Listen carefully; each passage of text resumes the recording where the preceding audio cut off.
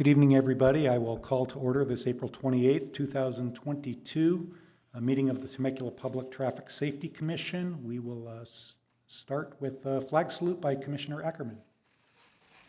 All right, please rise. Ready, begin. I pledge allegiance to the flag of the United States of America and to the republic for which it stands, one nation, under God, indivisible, with liberty and justice for all. And roll call, please. Yes, Commissioner Ackerman, Here. Carter, Here. Maddox, Here. Richardson, Here. Sullivan. Here. All right. And do we have any presentations this evening? No presentations, no public comments either. All right. I'll skip to consent calendar, and it looks like that blurb gets longer all the time, but I will read it. All matters listed under the consent calendar are considered to be routine and will be enacted by one roll call vote. There will be no discussion of these items unless members of the commission request specific items be removed from the consent calendar for separate action. A total of 30 minutes is provided for members of the public to address the commission on items that appear on the consent calendar. Each speaker is limited to 3 minutes. Public comments may be made in person at the meeting by submitting a speaker card to the commission secretary or by submitting an email to be read aloud into the record at the meeting. Email comments must be submitted to Public Traffic Safety Commission at temecula.gov, temeculaca.gov. Speaker cards for in-person comments will be called in the order received by the Commission Secretary, and then, if time permits, email comments will be read. Email comments on all matters must be received prior to the time the item is called for public comment. All public participation is governed by the City Council policy regarding public participation at meetings adopted by resolution number 2021-54. We have one item on the consent calendar, approve action minutes of February 24th, 2022. Move the item. Second. So we have a motion by Sullivan. and a second by Ackerman. A roll call vote. Commissioner Ackerman, Aye. Carter, Abstain, I was absent. Maddox, Aye. Richardson, Aye. Sullivan. Aye. All right. And on to business. I assume we have no comments here either. Okay. So number 2 is proposed capital improvement program, fiscal years 2023-2027. I would like to introduce Mr. Amar Attar, who is our engineering manager and oversees the capital improvement program division in Public Works, and he'll be giving the presentation. Good evening, everyone.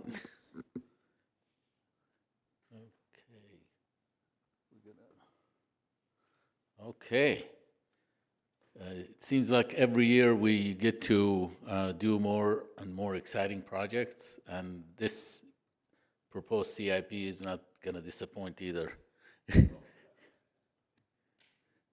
So just to go over by the numbers of what this proposed CIP is going to include, a total of about $790 million worth of projects, of which about $590 million that are funded over the next 5 years. And this is about $93 million over last year. Actually, last year was about $700 million. In addition to that, we're going to be doing about 105 projects, which is about 13 projects more than last year.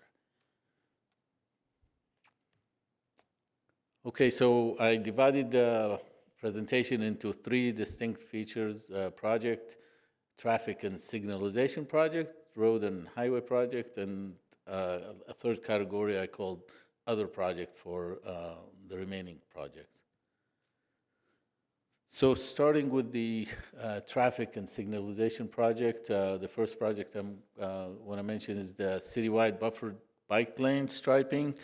So we continue, to do buffered bike lanes to support the goals of the trails and the bikeway master plan, and expand the city trail network. And we look for opportunities to do this as part of, for example, pavement rehab project. We've done the Pablo Road between Margarita and Butterfield Stage Road. And we're also looking to do Rancho Vista and Pablo Road in the coming year with pavement rehab. The second project is the median and traffic calming improvements, and that involves installing traffic calming rectangular rapid flashing beacons. And again, we continue to look at, consider neighborhoods that may need this installation. For example, we've done the Temecula Valley High School area, and also the Helen Hunt Jackson Elementary School. Then we have a couple of fiber optic communication projects. The first one is, as you know, we've received, several years ago, we received a federal grant in the tune of $1.2 million to upgrade the communication systems in the major corridors, Winchester Road, Rancho California Road, and Temecula Parkway. This project is actually under construction right now, and it should be complete in July. There is a new proposed project actually in this CIP to upgrade all the fiber optic cable throughout the city. And we're going to start by doing a master plan on how we're going to upgrade all these fiber optic cables. The next project is the overhead street name sign replacement. And we are going to be replacing the illuminated signs with reflective non-illuminated signs. We've actually purchased all the signs, and they're being replaced as we speak. Next are the traffic signal installations. We are actually in the final stages of installing the traffic signal for the park and ride access of Temecula Parkway at Wabash Lane. That should be complete in June, that whole project. And we're also, next year, we're going to be looking at installing 2 additional signals, one on Rancho California Road at T Drive, and the other one would be in the Promenade Mall Ring Road, and that will be like the most easterly entrance from Winchester. We're going to be installing a signal at the Mall Ring Road. And then we have another HSIP federal grant project, about $900,000, and that's to install, upgrade the pedestrian countdown heads and the ADA push buttons and the traffic controllers. And this project is also under construction and should be completed in July.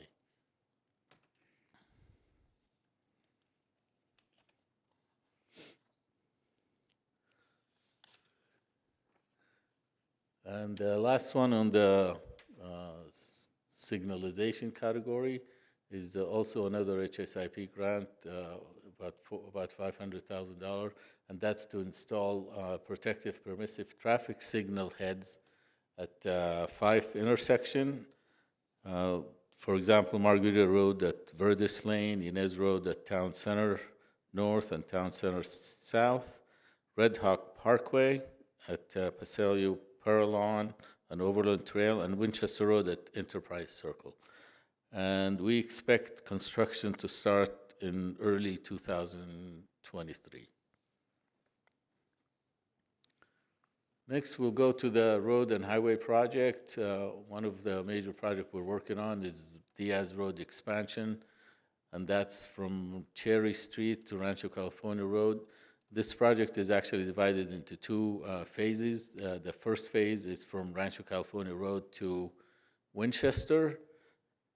So we're working on the design of this one, and we're probably looking at construction in early 2023, so in the next fiscal year.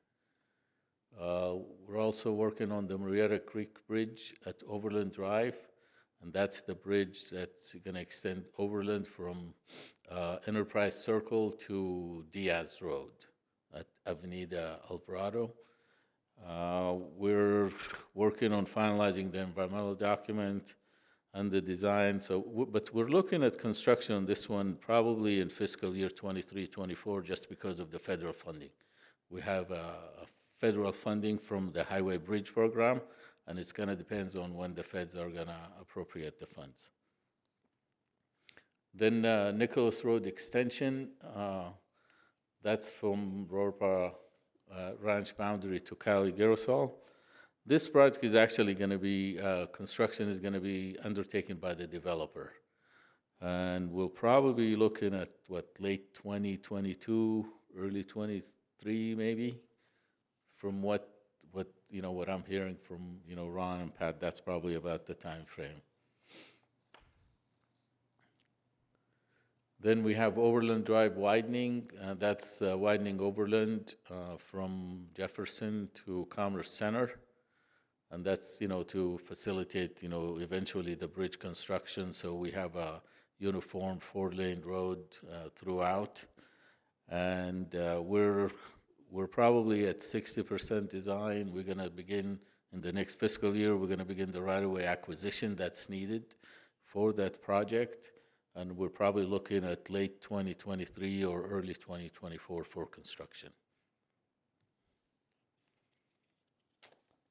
Next project is the big one. That's French Valley Phase 2.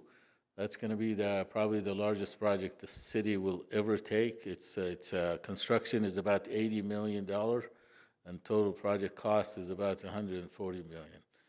And we're in the final stages of design and right-of-way acquisition. That should be complete, I'm thinking next month in May, and we're gonna request the appropriation of the funds from the California Transportation Commission in June, and we should be under construction later this year, like in the fall sometime.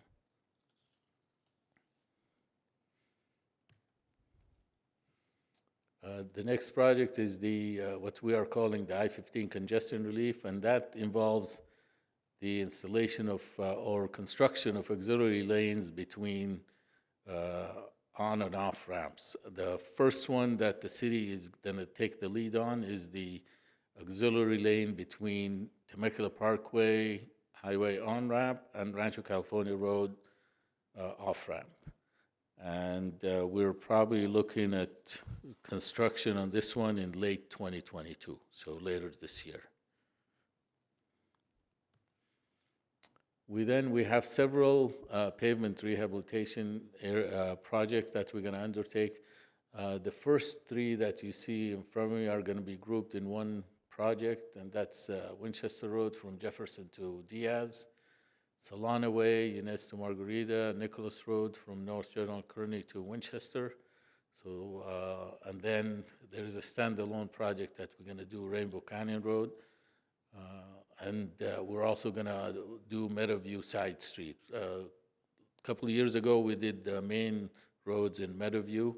So this project will kind of complete that whole area by doing all the side streets. And all these projects are going to be done in the next fiscal year.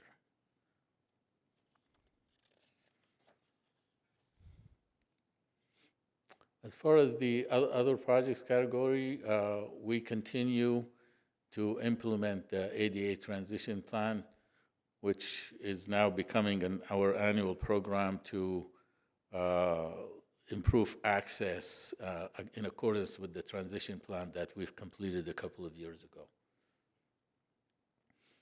And then we have a bike lane and trail program. We have actually several projects. One of the new ones is add solar lighting to the Great Oak Trail. That's the trail adjacent to Pechenga Parkway channel from Deer Hollow to Loma Linda. That's correct.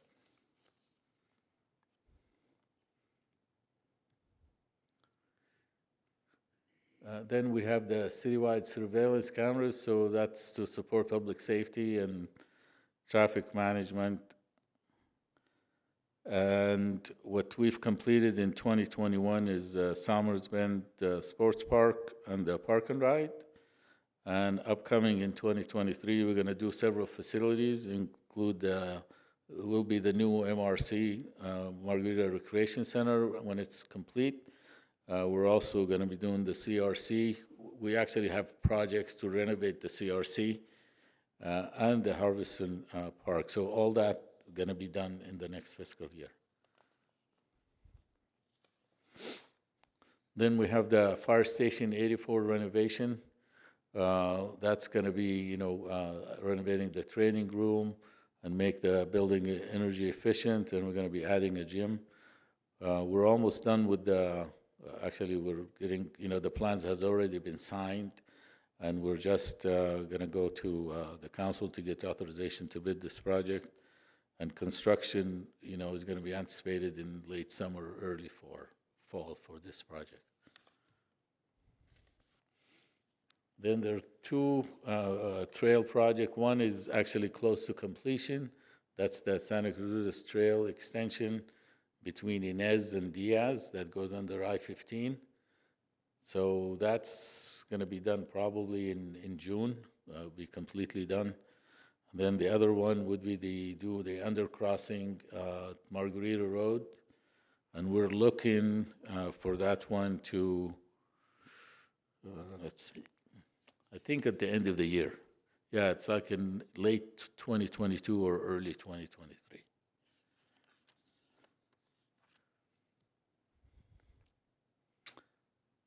We also have the trail along the Murrieta Creek. And I actually have good news. We've been trying to work hard with the Army Corps and Riverside County Flood Control. And it's kind of basically set now that we're going to open the trail at the end of May. May 27, we're probably going to have a grand opening for the trail. And that will, provide trails for residents basically along, Old Town Front from, the southern end where the CEMEX plant is, all the way to Rancho, California Road. And it'll be on both sides of the creek, Then we have several sidewalk projects that we will be doing. DLR Drive Loop, we're going to be installing a sidewalk, and that's actually is out to bid right now for construction. So we should start construction sometime in June for that project. We're also finalizing the design on two other projects, Power Road from Elinda to Showalter, and Inez Road from Rancho Highland to Tierra Vista. And both of these projects should go to construction later this year.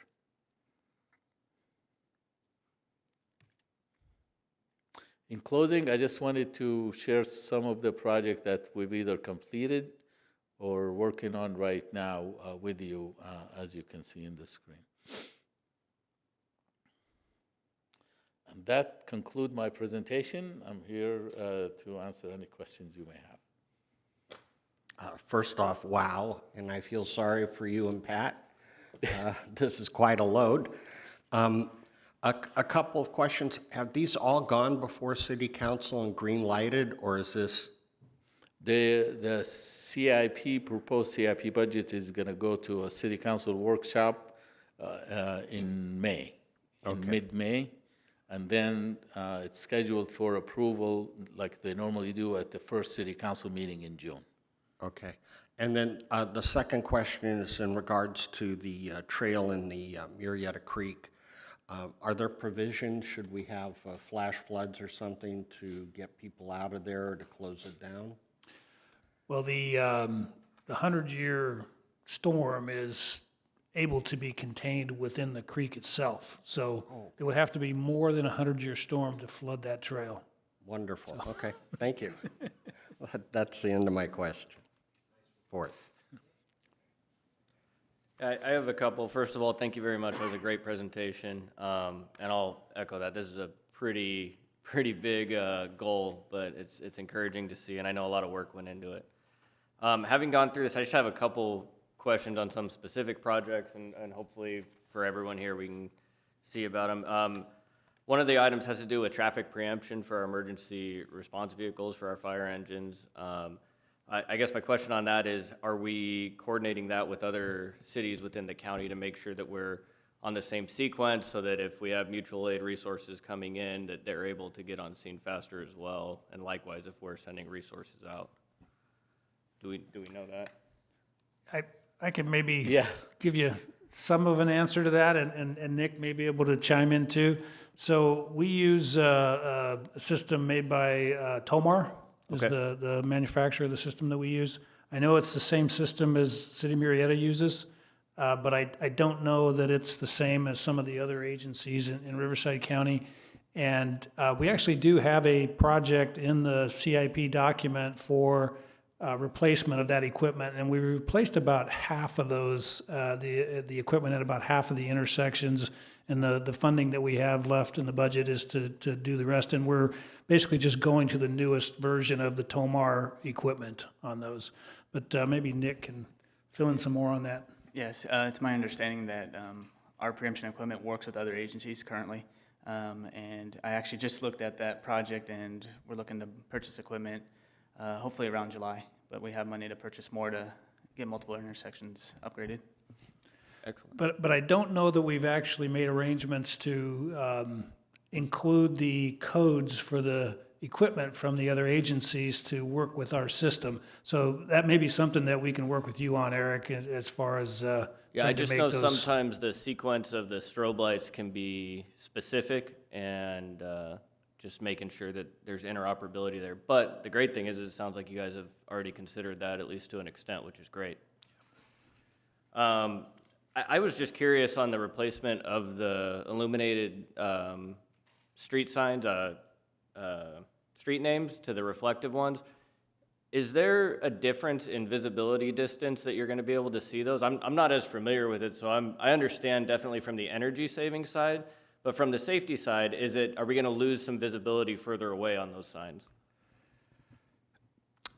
You know, I don't know that there's actually a rating necessarily, but I know that the signs that we're going with are the highest reflectivity that is made. It's a diamond grade material that the signs are made on. So the reflectivity of these signs is basically as high as we could get it. And as you mentioned, the reason for going with the reflective versus the illuminated one was some energy savings. And then just from a maintenance, ongoing maintenance standpoint. Yeah. And what we use is I'll call it very similar to what most other agencies are using for those types of signs. Okay. Yeah, that's just the first thing that popped out. I didn't even think about the maintenance side, but that makes really good sense too. It's going to make life easier. The last thing I had was just regarding the updates to the fire station 84, and I saw another one a couple years later for 73. I just want to actually just applaud that move. I think it's great to have not only our firefighters stay healthy and have those gyms, but maintain that district reliability by having quick access to their apparatus. So kudos on that. That's it for me. I think that's pretty impressive, though, on this big report. I only came up with 3 things. You guys did a good job. I just want to mention, I mentioned in the beginning that there are 105 projects in the CIP. I didn't want to go over each and every one. We'll be here all night. So I just chose, the major one that, maybe concerned, with the traffic and safety that you'd be interested on. And we do have our Station 84 project just about ready to go. Yeah. Perfect. Great. Yeah, just one question, and I'll have some comments later. On the Murrieta Creek crossings, I saw the Overland Bridge in there for $26 million, and then the Cherry Street extension and low flow crossing was approximated at $37 million, which seemed unusually high to me. Do we know what underlying factors maybe gave rise to that? Are there environmental challenges up there? Yeah, I didn't include, actually last year I did talk about Cherry Street, but this year I did not include it because we were in the process of trying to do a low-flow crossing. Mm-hmm. So a low-flow crossing that would go across the creek for the time being, and we're actually going to still try and pursue that. But what's in the CIP, we're going to start doing like a study to see the feasibility of putting a bridge over the creek. Oh, Okay, and for Cherry Street, it's different than Overland because Cherry, actually, you have to cross the future detention basin that's going to be part of the Murrieta Creek project. So there is a good span of, it's not going to be a bridge, but it could be like, with culverts that's going to go over the detention basin and then go over the creek. Where Overland, you're just going over Murrieta Creek from one street to another street. So that's the, like, if you're looking at the cost difference, Yeah. that's the reasoning. Okay, that makes perfect sense. Thank you. Just real quick, on the Overland, is that to alleviate Montezuma? Will that be closed up, or will Montezuma? Yes, actually, we have, when we constructed Via Montezuma in 2001, we had an agreement with Riverside County Flood Control. When the improvement to the creek is done between Rancho California Road and Winchester, Via Montezuma will come out, because the creek itself is going to be lowered about 4 feet. Okay, so we're trying to beat that by, so we have another crossing, you know, by doing Overland. All right, I just, and when you showed on your very first slide, the budget, it looks like things are about 80% funded currently, roughly. Yeah. Is there any risk there, or is that just the normal funding flow? I think, That's a normal funding flow, because there are some projects, I mean, this is a 5-year program. Yeah. So when we do the budget, we have to identify the funding for all projects that needs to be funded in the next 2 years. So all the projects that are going to be done within the next 2 years, or we need to have funding for, these are funded. And then some of the other projects that have maybe funding in the 4th year or the 5th year, sometimes we don't specify the funding because we don't have it right now, or we're trying to work on some grants, or, you know, for example, part of that, like French Valley Phase 3. Well, that's a $140 million project that, for the most part, is unfunded right now. So we're going to start communication with Caltrans, with the state, toward the latter part of this year, once Phase 2 is under construction, about how we implement Phase 3. So we're going to start that conversation, and then we're going to look at how we are going to fund that project. that's 3/4 of the difference right there. on Yeah, one yeah, project. exactly. Okay, big. And just, you mentioned median projects, but not specifically. So just a curiosity question. I see the Butterfield median work being done. Is that a city project, or is that another developer project over there? Do we know? Yeah. Yeah, that median work was conditioned for the Somers Bend development, so Okay. they are having to complete all that work, and it should be done by end of May. They've just had a few little, water main issues. That's some good bargaining, because that goes all the way down to Rancho Cal, Yeah. which is a ways from the development. Yeah. Okay, good. That's all I had, other than, yeah. One more, I'm not clear on how that specific lane from Temecula Parkway to Rancho Cal is gonna be, or that designate, or, the. Yeah, on the 15 there. I'm not clear on. Which project? The auxiliary lane. The Oh, the auxiliary lane, auxiliary I'm lane. sorry. So basically, when a motorist is entering the freeway from Temecula Parkway going northbound, there will be an auxiliary lane that basically connect that on-ramp to the Rancho California Road off-ramp. So it will be like an additional lane, and that will help, like traffic, instead of like the weaving traffic. So if somebody want to get off in the next exit, they don't even need to go to the, to the main line. So it's going to be an additional lane, what we call auxiliary lane, that connect the two ramps, basically. So essentially, it's widening the freeway in that section there to add that lane on the shoulder. And then, like Amir had mentioned, so the city is doing the project from Temecula Parkway to Rancho Cal north. After we're done, and I believe they're planning to start in 2024, Caltrans is going to come through and add those lanes between Rancho Cal and Winchester north, and then Winchester, Rancho Cal south, and Rancho Cal Temecula Parkway south. So we'll have those lanes in between all of the interchanges in both directions.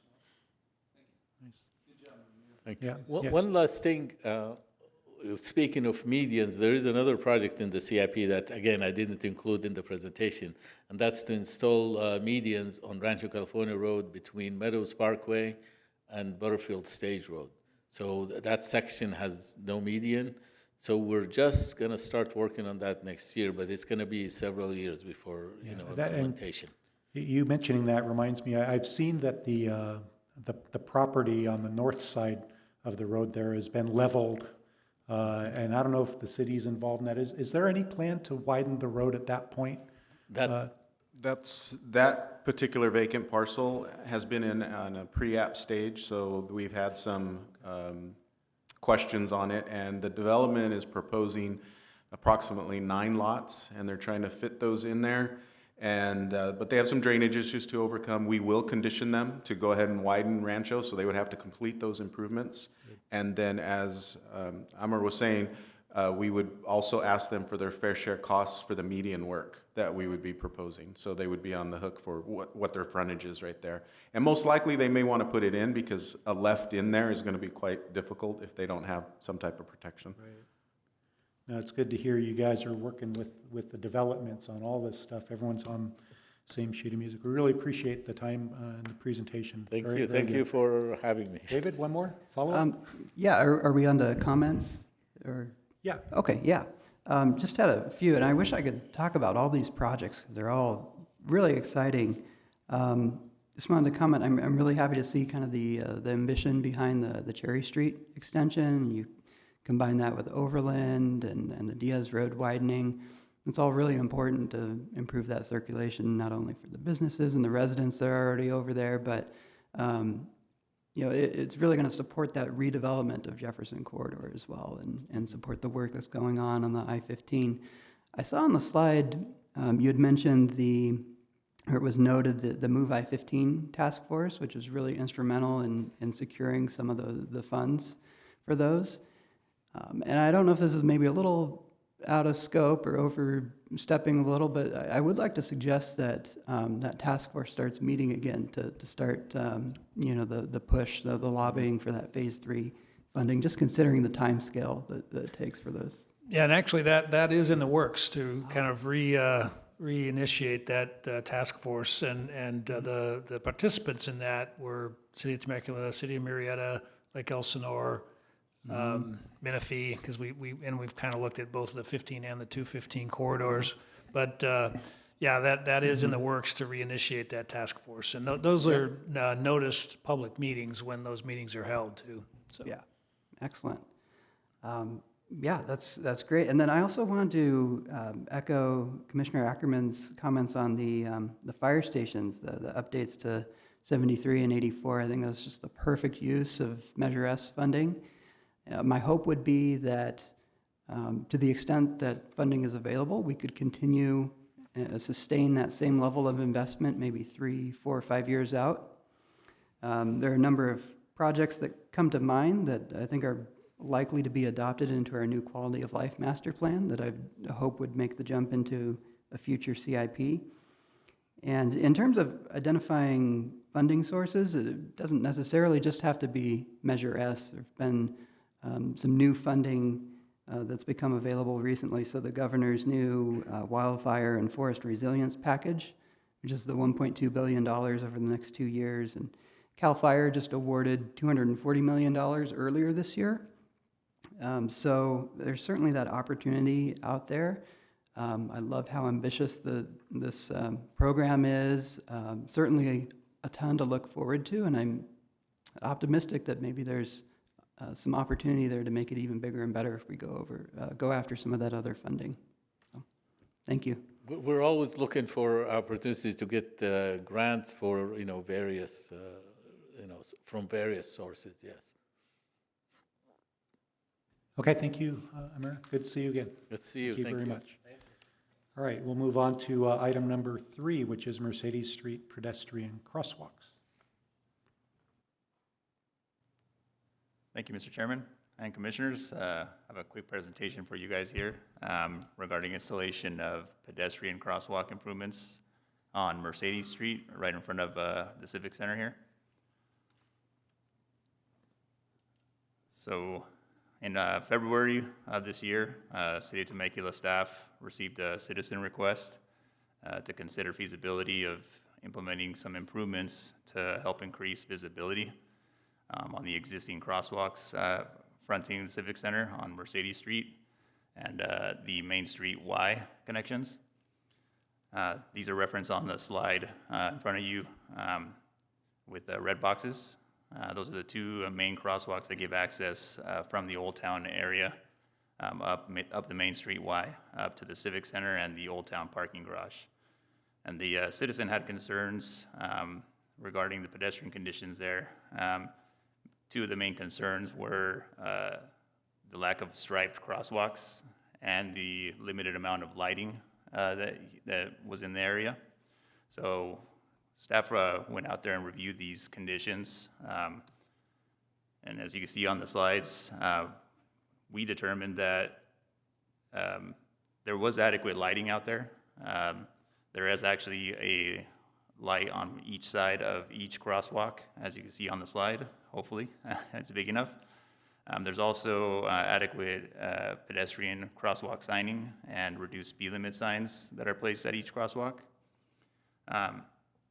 However, even though we found that there was adequate lighting and adequate pedestrian signing, we did feel that it did meet requirements to add some additional crosswalk striping to enhance visibility of these two pedestrian crossings.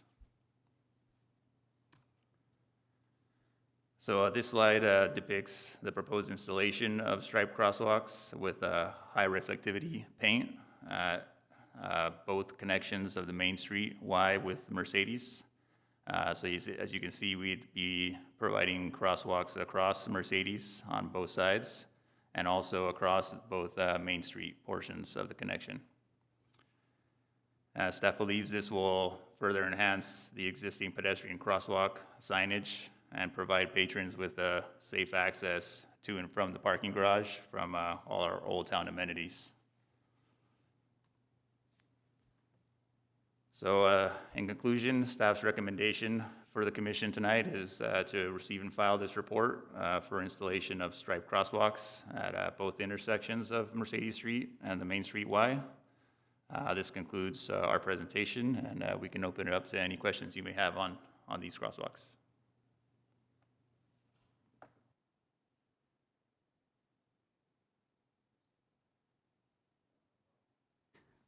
Yeah, just a question on the cost comparison between a couple different things. It sounds like the reflective paint might be a pretty critical part of this, but I'm curious what would be the cost difference between like a painted crosswalk versus a stamped concrete versus a different color natural stone?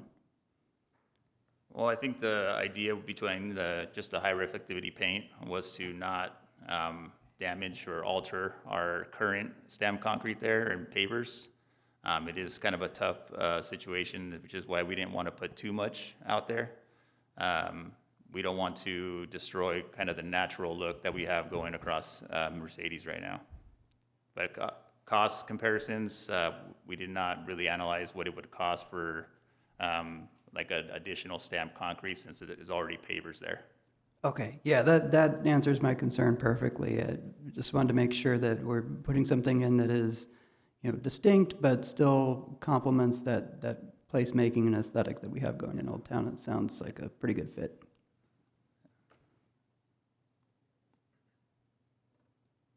Is it just edge striping, or it is cross-hatched? Just edge striping, so Okay. if you take a look out there, it is, most of the pavers have a concrete band Yeah. around them, and they're spaced out pretty good for this. So our plan is to actually paint over these concrete bands so we don't damage any of the existing pavers there. Nice, okay, thank you for the clarification. All right. If nothing further, we'll move on to item 4 on the agenda, Priest Lane and Tierra Vista Road, traffic calming analysis.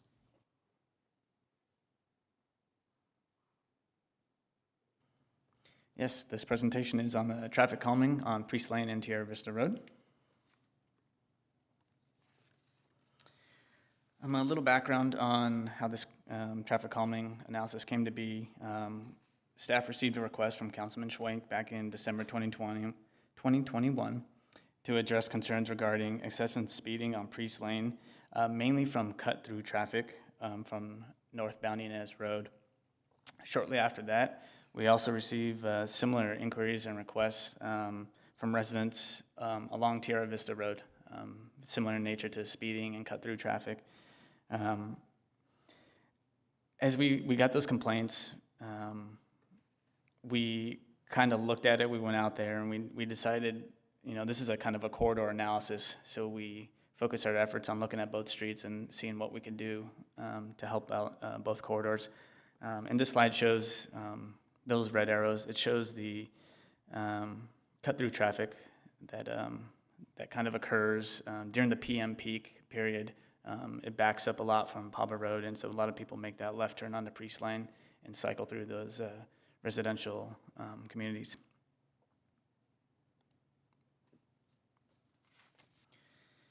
Some background on the roads. I won't go through all of it, but Priest Lane is essentially a 44-foot wide residential collector with 30 miles, posted 30 miles per hour. Based on our streetlight data, that new program we use, we gather that there's about 1,750 ADT on a given day. And the 85th percentile speeds, it's kind of different along the corridor, depends where you take it, but it's around 37 to 40 miles per hour, so cars are going a little bit faster than the posted speed limit. And Tierra Vista Road, 44-foot wide speed width. It's posted 25 miles per hour from Priest Lane to Calle Riva, and then it picks up to 30 miles an hour from Calle Riva to Inez Road. Very similar to Priest Lane, around 1,750 ADT, and then those speeds varied between 33 and 37 for the 85th percentile. Also on these roads, there is some vertical nature to them, so speeds do kind of pick up as you get going down Tierra Vista Road towards Inez.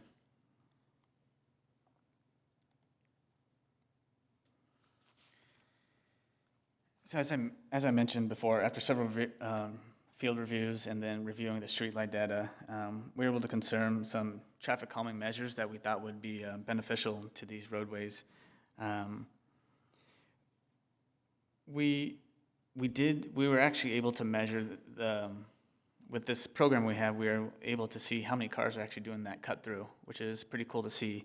That's how we were able to pinpoint that it's occurring between a PM peak period. We did it from 3 to 7 p.m. Although cars are doing that, it's not a crazy amount, but there is enough of an amount to notice that cars are taking that kind of a shortcut. So based on all that, we wanted to analyze and present 3 ideas that we think are going to be helpful to help traffic calm this area. One is an all-way stop at Priest Lane and Tierra Vista Road / Buckeye Road. Some striping on Priest Lane, including bike lanes with buffers, and then some VCOM radar signs on Tierra Vista Road.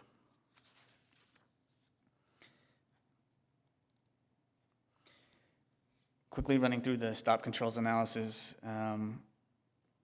we ran through to do this stop controls analysis, we ran through data collection and review of the roadway. We reviewed collision history, we evaluated sight distance, and then we put all this information into our MultiWay Stop warrant analysis.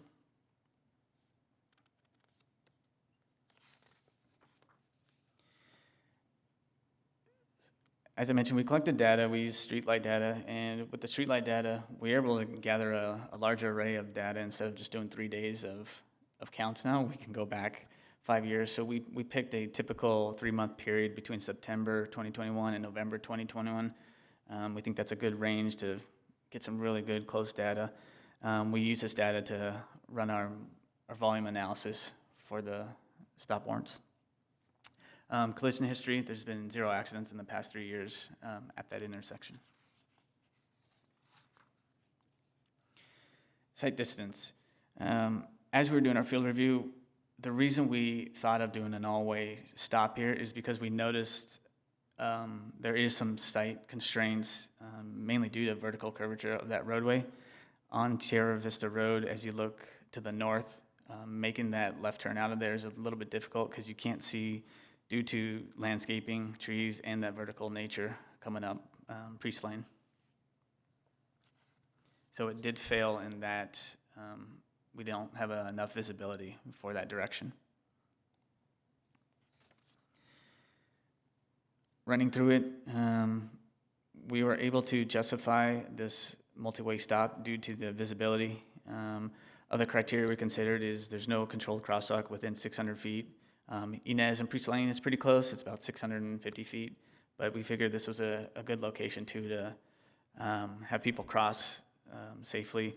And this this fits in, it's compatible with the kind of residential nature of having a stop sign in this location, in these neighborhoods.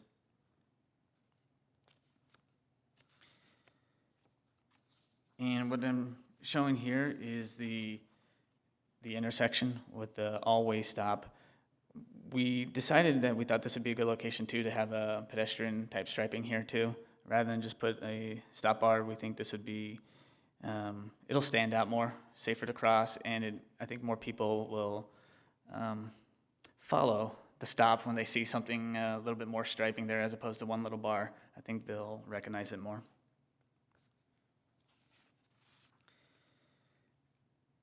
Here we have our concept striping for Priest Lane. Our intent here is to slow people down by narrowing the roadway. It's such a big road. You're allowed to park, but there's no fronting homes, so there's no point to have a road that big. We figured, why not have a buffered bike lane? So we're showing a 6-foot bike lane with a 4-foot buffer, 12-foot lanes, and we'd be taking that basically from Inez south, I'll call that, on Priest Lane, to the north. We haven't designed it all out, but this would just be the concept of what we're thinking. And then we would have to restrict parking, obviously, because of the bike lanes. And then on Tierra Vista Road, we're proposing 2 VCOM locations. We are putting these in the location of where we have homes fronting Tierra Vista Road. And we're hoping, we've gotten several complaints on Tierra Vista Road. Previously, we've put out some sheriff the speed radar feed signs, and really good compliments from the citizens in that area saying people were slowing down a lot more, so we thought this was a great application to put some permanent signs there. And with that, staff's recommendation for the commission is to recommend the city council adopt a resolution establishing multi-way stop controls at the intersection of Priest Lane and Tierra Vista Road / Buckeye Road. Direct staff to implement striped traffic calming measures on Priest Lane in conjunction with like a scheduled overlay project. And then I'll get back to that, and also to direct staff to implement radar speed display VCOM signs at 2 locations along Tierra Vista Road. I wanted to get back to that striping. We're trying to schedule that with an overlay because that could be a fairly costly project with just all that striping. We haven't talked to CIP, and we haven't actually internally discussed it how we're going to do that yet, but that's the initial plan. If it's needed sooner, we'll have to discuss that. But that concludes this presentation, and I can open up to any questions.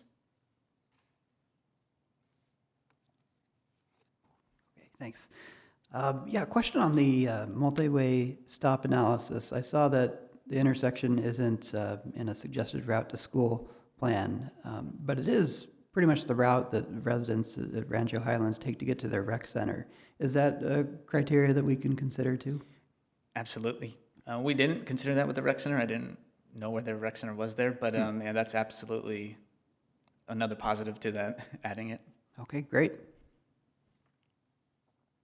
I just want to throw out there, I actually wasn't as familiar with this corridor before I went out and checked it out because this isn't my normal route that I'd go. But just driving it and seeing it even outside of peak times, I can see how it can be abused. So I think that this is a good thing that we're doing.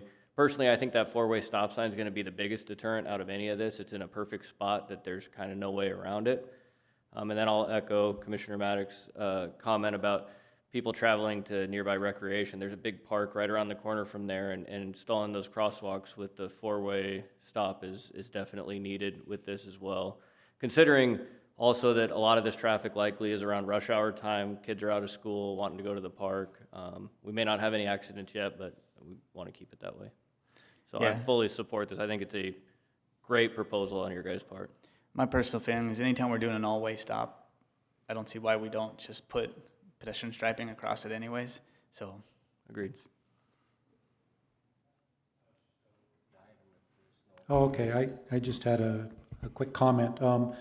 So you mentioned we have the new data well, right, to go draw from, which is really cool. And so I want to ask the question, if we can ID who the cut-through cars are, we know it's X%, but if we can identify the specific cars, is it possible to get data of the cut-through car's average speed is this, and the non-cut-throughs, which I would call resident cars, is that. Seems like we're really close to being able to do that, and that would be the ultimate information that we would love to see. How fast are the cut-throughs going versus our residents there? We probably could actually do that, because in order to do the cut-through analysis, you basically have to say, okay, they're starting here, they're hitting this point, and then they're hitting this final destination point. Yes. So I think we'd probably be able to determine what those speeds are. We didn't look into that, but that's something we probably can keep digging into with this powerful program we have now. Yeah, I don't think it's an action, but if you could make a note to see if you could do that, I would absolutely love to see that delta between our cut-throughs and our residents. That would be really cool. And once we implement, we can go back to our data program and check to see if cut-throughs have gone down and then if speeds have gone down, which is the really powerful nature of this. Yeah, very good. All right. I just had one comment, because when I went there a couple of times, I don't see the advantage of cutting through. So that's why I'm glad that you have this data that shows it, because I felt, well, with all these residences in here, it's just the people that live here. But that cleared it up for me that you can tell who's cutting through it. Yeah, and the cut-through is related to the congestion on Inez Road. So when that backs up, people are trying to get around that. And after you vote on this item, I wanted to tell you about a couple of other projects we have planned for Inez Road as well that are in our CIP. So I'd like to move the item if there's no Okay. further comments. Commissioner Sullivan moves the item as recommended, I'll second. and we'll have a roll call vote, please, Brooke. Okay, Commissioner Ackerman, Aye. Carter, Aye. Maddox, Aye. Richardson, Aye. Sullivan. Aye. All right. So if I could take just a minute to Yes, please. mention a couple of other projects. It's kind of addition to Amir's presentation, but we've got two other projects in our CIP program.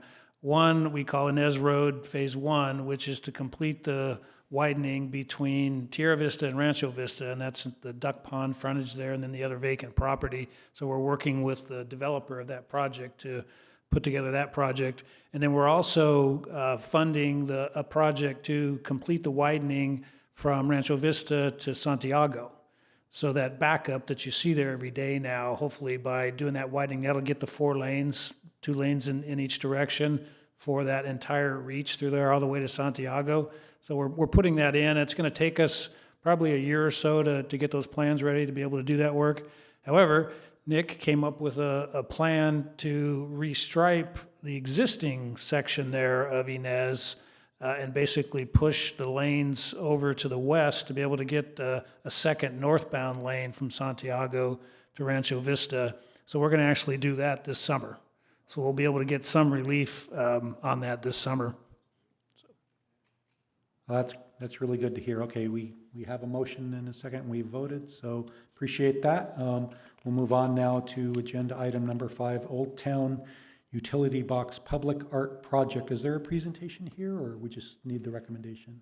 Well, I'll give you the Reader's Digest version of the program. So the TCSD department is working on a project to beautify Old Town, and they are planning to use wraps on the several of the utility boxes in Old Town. And what they're planning to do on those wraps is they're going to actually have a competition for artwork to put on those wraps. So that actually is, I think that competition has actually even started. They've got an application that an artist can submit with their artwork to then be able to be put on a wrap and then applied to the utility boxes. So they're asking for a volunteer from the commission to serve on the selection committee of the selection of the artwork that would go on those wraps that would then be put on the utility boxes in Old Town. So they would like a volunteer from the commission if you would like to appoint someone. Let me start by saying I've seen this in other cities where they've beautified the art, the boxes and the cabinets, and it is pretty cool type project. I've seen it in Santa Ana, Anaheim, my old stomping ground, so it's good. So I'd be happy to volunteer, as my schedule's probably the most flexible. anyone else? Well, no, you can have it. I have I don't mind doing it either, but if your schedule's a little more open, that's totally fine. Yeah. My wife told me I have no art genes, so I'm not allowed to volunteer. So, sure. Yeah, just curious if this assignment is only until, all the Old Town utility boxes are done, or if there's a potential for this program to grow into an ongoing thing where maybe, spread across the city? That hasn't really been decided yet. This particular one is just to do the select boxes in Old Town. I think it's kind of more of a pilot, test type project. And again, involves submittals of artwork. So what may be done on other boxes in the future would yet to be determined. But there is this competition for the artwork to be used in the Old Town boxes. So let me say, I do think there is a safety component here, because you can put artwork on a box and all of a sudden it's very less visible. So I feel good that we will have a person on that. Let me offer perhaps Brad with Eric as a backup, just in case. Sure. If you need a backup, I think that Well, would be that's a good thing appropriate. to do. So is everybody comfortable with that recommendation? Absolutely. All right, so we'll go with that recommendation, and I think that's it. So move on to our division reports, California Highway Patrol. Good evening. Good evening, how's everyone doing? So I'll start with our February report. As far as services provided, 6 child safety seat presentations, 3 teen distracted driver presentations, 2 age well drive smart presentations, and 1 start smart. So again, trying to educate people. For enforcement activity, unfortunately enforcement activity has dropped a little bit. So we had 430 citations issued, 906 total enforcement contacts, and having my notes for the next one, I think we had in March. We're trying to do some things to try and get our numbers up. So we have motor training days every quarter, and we're we are doing the joint days with the surrounding areas like Oceanside, so that way Oceanside came with us. We went to French Valley in March, and that way they do the training days, and then after the training days, they all go to one area, one problem area in our area. They hit French Valley, the 215 and the 15, and then down south. So we're working on getting those numbers back up. For our DUI arrests, we had 45 DUI arrests for February, but again, the number I kind of look at is how many DUI traffic collisions we had. So still good at being proactive and trying to get the DUI arrests before they crash. 1 DUI drug arrest for February. Our collisions are staying fairly where they normally are, a total of 145. So we had 81 non-injury accidents, 53 injury, and 4 fatalities. And I'll get more to our fatal accidents, unfortunately, are climbing, and I'll get to that more in March. So for our fatal accidents that we had in February, we had SR-74 at Taylor, which was a vehicle versus a pedestrian. We had Ortega west of Decker Canyon, which was a motorcycle accident, and we're starting to get a trend on that, and I'll talk a little bit more about it in a minute too. Northbound 15 south of Clinton Keith, 2 vehicles at high speed, and then SR-74 west of Hammock Avenue, we had another vehicle versus pedestrian. So we're starting to see some trends there with SR-74, and then also with some motorcycle accidents.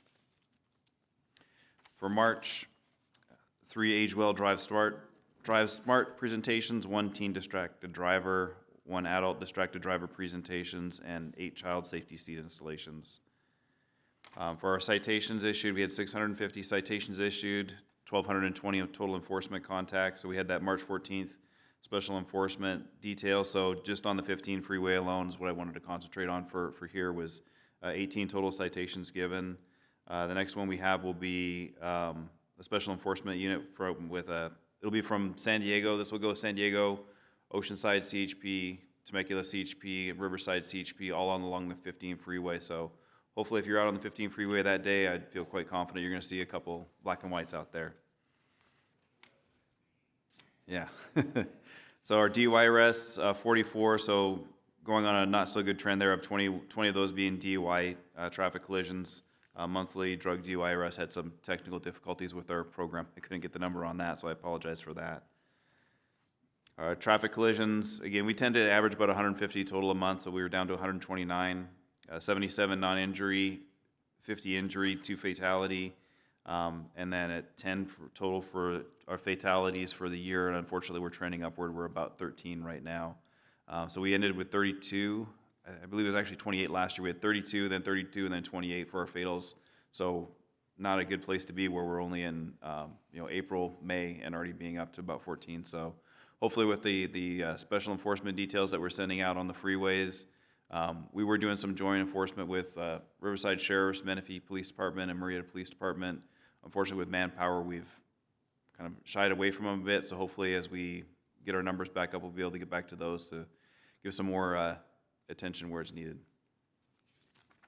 And then, for our fatals for March, Ortega, east of South Main Divide, and that was a motorcycle versus van. And then Sage Road, north of Taylor Street, was another solo motorcycle.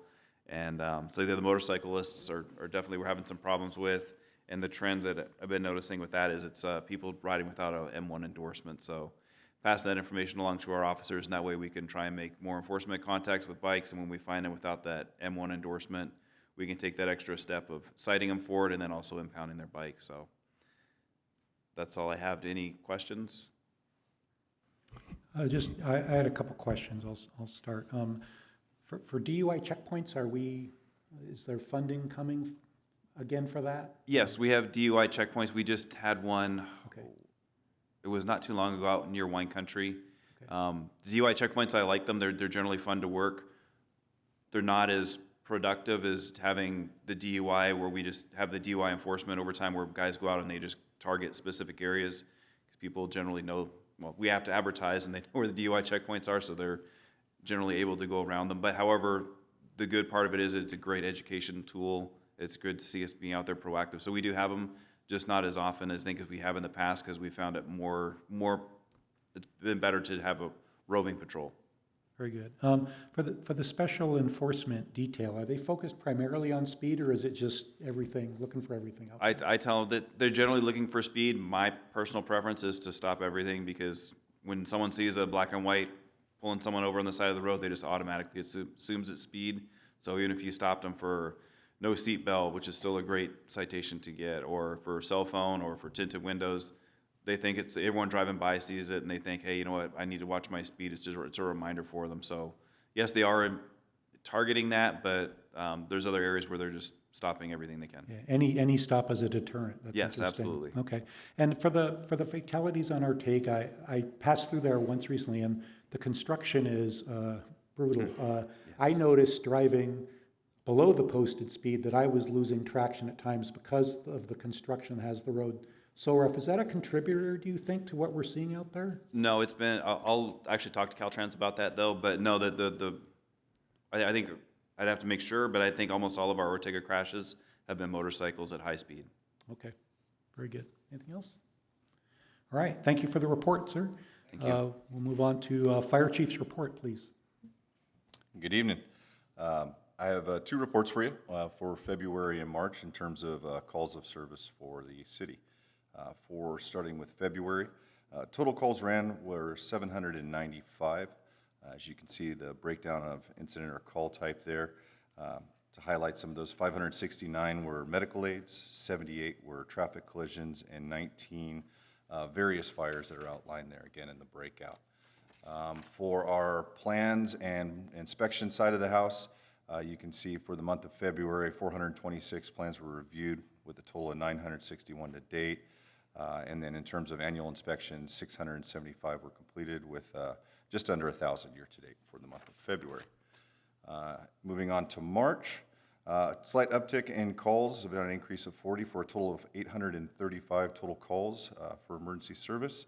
Of those, 627 were medical aids, 75 traffic collisions, and again, 11 fires of various types.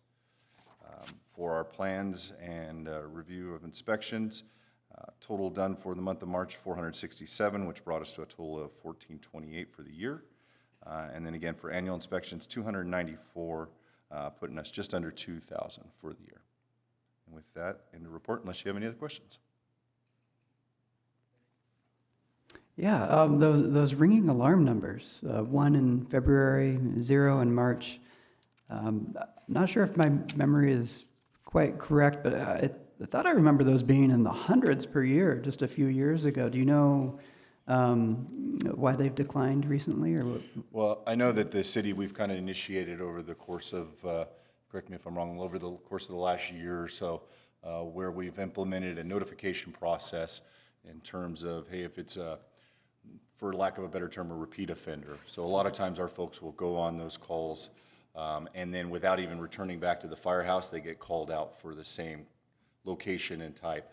So what they've done is they've implemented a program to where once we make that notification on, say, 2 or 3 times, and that issue does not get resolved, then we start moving towards a fining mechanism to try and resolve that, to hopefully enforce that product. So again, I've noticed that as well, and I'm optimistic that program, we're seeing the results and the fruits of that labor, that it's starting to pay off with the reduction in the false alarms. Oh, that's excellent. Thank you. All right, thank you for the report. And we'll go police chief's report next.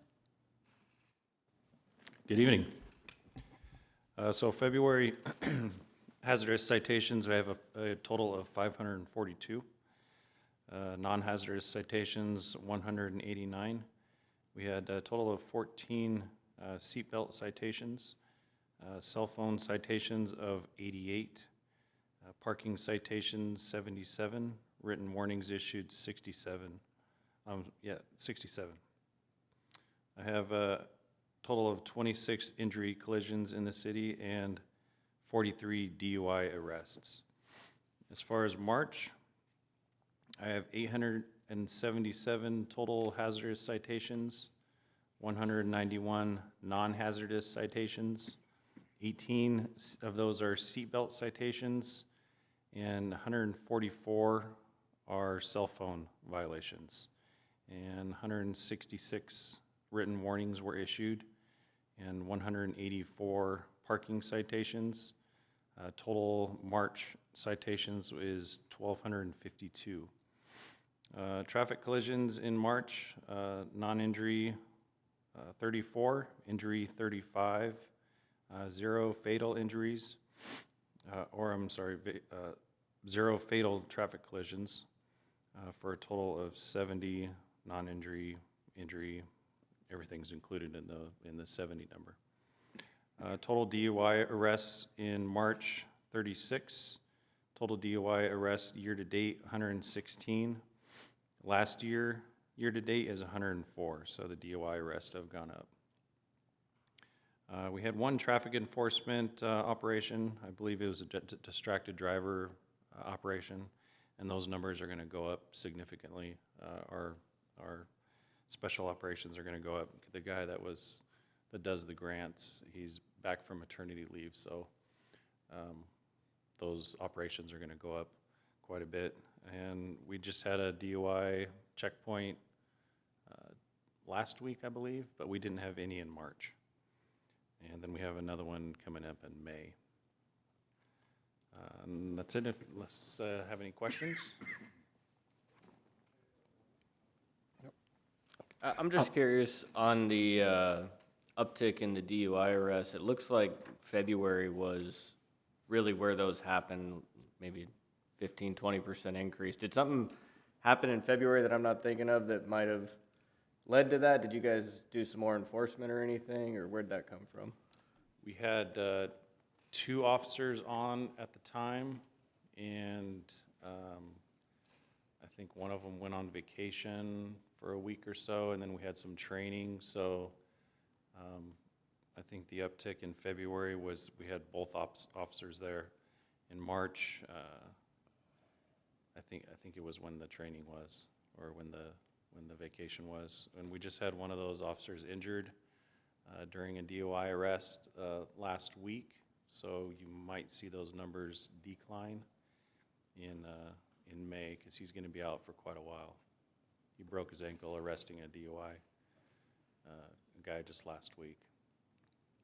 Got it. Thank you. I hope he gets better soon. Us too. Did that happen on Wolf Valley and Red Hawk? I believe so. Okay, yeah, because my neighbors asked me to ask you what had happened. They deputy down in the street and a patrol unit blocking traffic to protect him from it. So was it a violent arrest, or what led to the injury?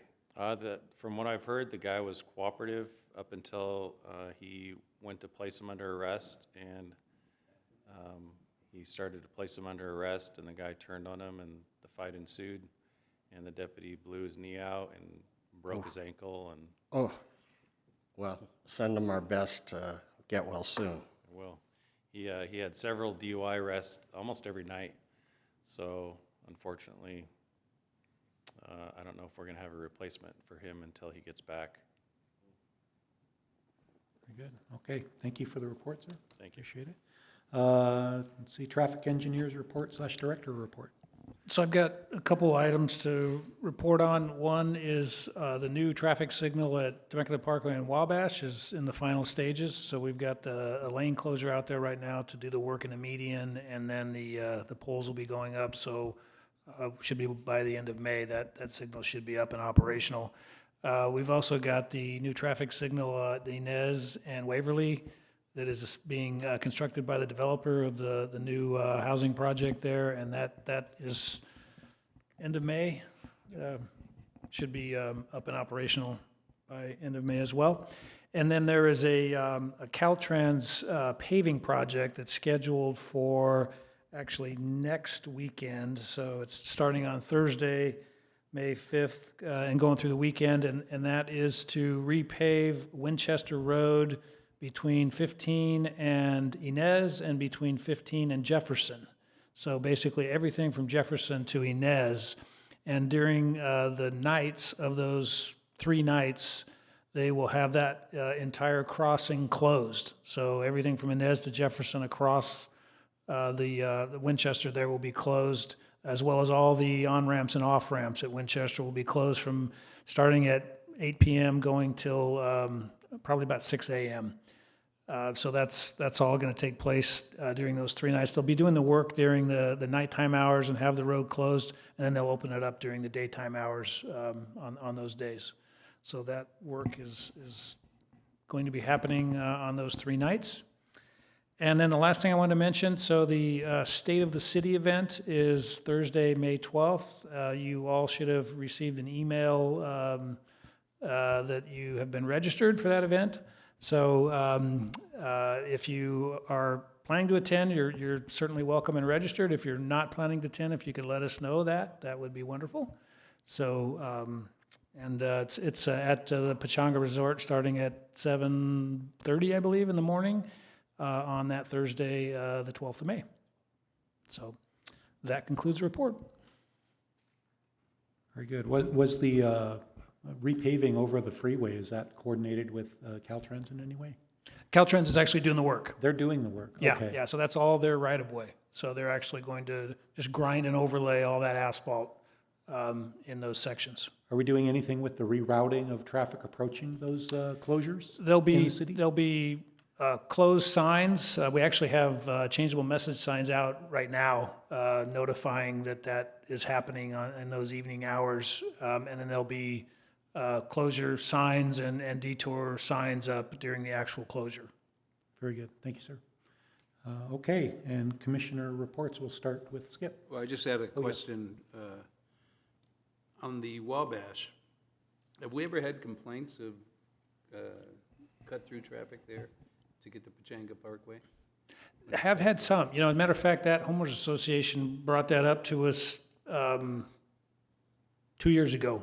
And we attempted to discuss that with them further, and we never heard back from them. Huh? So, Guess it's not a problem. Okay, thank you. All right. So commissioner reports. Anyone this side? Brad? Yeah, I just wanted to tell you the feedback on the 4-way stop on Wolf Creek South and Teton Trail has been overwhelmingly positive. The residents are just so happy with it, and they're seeking more, so you'll probably hear from them. and we actually got some good feedback on the bike lane that was striped onto that street as well, yeah. I've got one other question. I've just got one other question on the, last year sometime, we talked about the ring road and going into Costco for gas and everything, they were gonna get back to us. Has anything come of that? No, unfortunately, we haven't gotten much cooperation from Costco on that. I didn't think you would, but I just thought I'd give it a shot. Very good. Anything else for commissioner reports? David? All right, yeah, quick update on the Quality of Life Master Plan. I've got a slide to share with you here. So we, at our last meeting, our penultimate meeting actually, we talked about the overall vision statement for the city as well as some of the 20-year community project priorities. I wanted to run through them real quick. These are new projects proposed for public safety that weren't in the previous QLMP. So pretty exciting stuff. That's the comprehensive community policing strategy. So I know we already do community-oriented policing, and I can't overstate enough how proactive our law enforcement is in their community outreach. One angle of community-based policing that I think we maybe haven't explored as much as we have the potential to do is in workforce development. So we have that beautiful new MSJC tower where they teach administration of justice. And at our committee meeting here, we talked about possible new career technical education pathways in TVUSD that could feed into that, or how we might be able to copy Murrieta's Explorer program where they give career orientation and training to high school students there. So that's kind of where the discussion went on that. And I think there are ways the city can help facilitate that full workforce development pathway.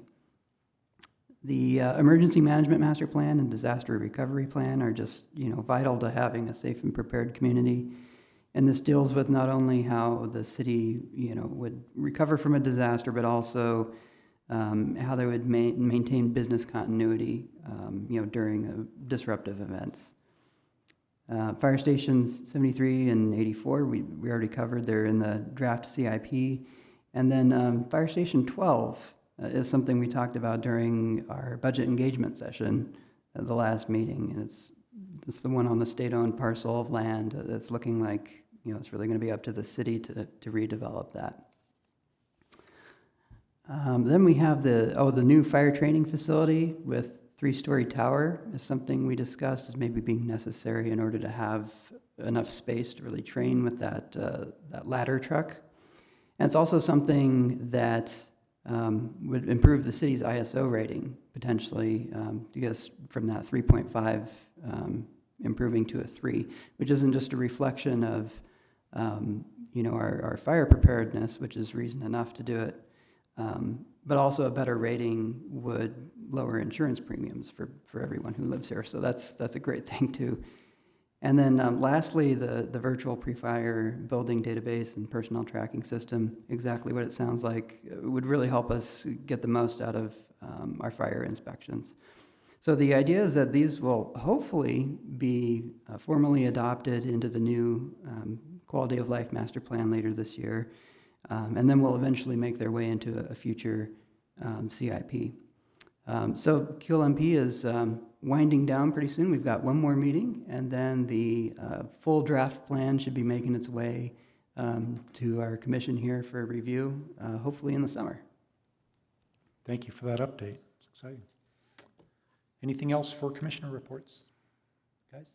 I don't have a report, but I'll just say from experience that Temecula has had a Fire Explorer program, and I'm a product of it from back in the day. I don't know where it's at now, but I've been a part of Murrieta's one, obviously, at my day job, but definitely that's something that's been a part of our history. I wouldn't be where I'm at without it. So it works. Very good. All right. So with that, I will adjourn the meeting this evening, and our next regular meeting of the Public Traffic Safety Commission will be held on Thursday, May 26, 2022 at 6 p.m. Thanks, everyone.